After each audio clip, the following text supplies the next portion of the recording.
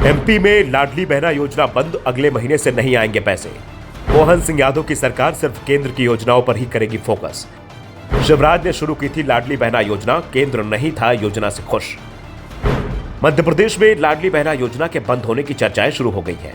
विधानसभा चुनाव में जिस योजना को लेकर बड़े बड़े विज्ञापन दिए जा रहे थे, बैनर पोस्टर होर्डिंग्स में जिस योजना का प्रमुखता से जिक्र हो रहा था, अब वो योजना बंद हो रही है।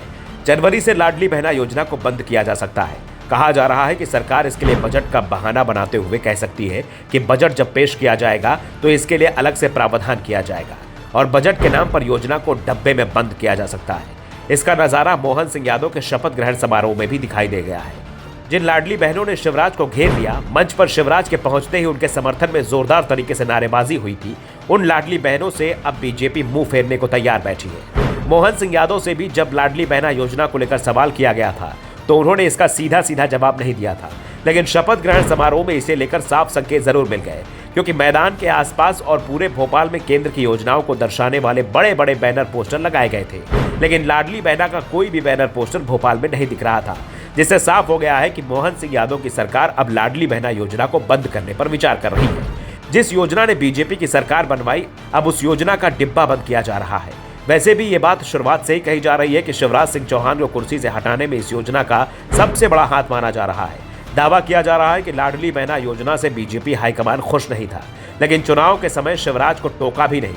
इस योजना को लाने से पहले शिवराज ने हाईकमान की सलाह भी नहीं ली थी, सीधा ऐलान कर दिया था, जिस कारण से हाईकमान की नाराजगी अलग थी और चुनाव में इस योजना ने जो काम किया उसने हाईकमान को और चिंता में डाल दिया है।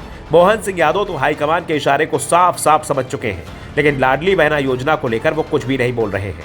लेकिन उनका कुछ ना बोलना बता रहा है कि इस योजना पर आगे बढ़कर वो अपना हश्र शिवराज सिंह चौहान के जैसा नहीं करना चाहते। दूसरी ओर ये भी कहा जा रहा है कि शिवराज सिंह चौहान को सीएम नहीं बनाए जाने से एक वर्ग खुश भी दिख रहा है, और वो है महिला और बाल विकास विभाग में काम करने वाले अधिकारी और कर्मचारी। अगर उनकी माने तो शिवराज सरकार की लाडली बहना योजना ने उनका काम अचानक बहुत बढ़ा दिया था, और अब ये योजना बंद हो जाती है तो उनके लिए ये बड़ी राहत की बात होगी, क्योंकि काम कम हो जाएगा। नहीं तो दिन रात इस योजना को सफल बनाने में जुटे रहते थे और सीएम शिवराज सिंह चौहान इसे लेकर कुछ भी सुनने को तैयार नहीं थे। लेकिन सवाल ये भी उठ रहा है कि अगर ये योजना लोकसभा चुनाव से पहले बंद हो जाती है तो फिर इसका असर लोकसभा चुनाव पर भी दिखाई दे सकता है। अगर बीजेपी की सीटों की संख्या कम होती है तो फिर हाईकमान, जो अभी एमपी की जीत को शिवराज की जीत मानने को तैयार नहीं है, उसे भी ये स्वीकार करना पड़ जाएगा कि एमपी में पीएम मोदी के चेहरे पर नहीं, शिवराज सिंह चौहान के चेहरे पर जीत मिली थी।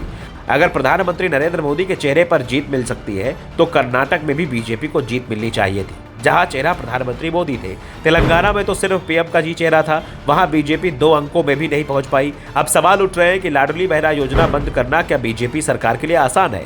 जिस योजना ने एमपी में बीजेपी की सरकार बनवाई, उस योजना पर यू टर्न बीजेपी की मुसीबत बन सकता है।